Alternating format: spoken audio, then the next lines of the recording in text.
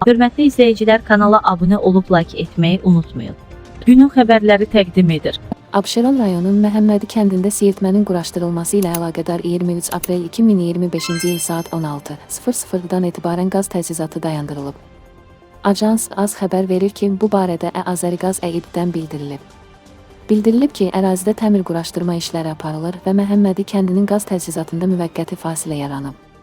Həmçinin Qaz İxrac İdarəsinə məxsus Qaradağ-Sumqayıt yüksək təzyiqli magistral qaz kəmərində görüləcək təmir bərpa işləri ilə bağlı 24 aprel 2025-ci il tarixində saat 09:00-dan işlər başa çatanadək Qobul, Müşfiqabad, Aşağı Güzdək, Pirəkəşgül və Ceyranbatan qismlərdən qaz təchizatının dayandırılması planlaşdırılır.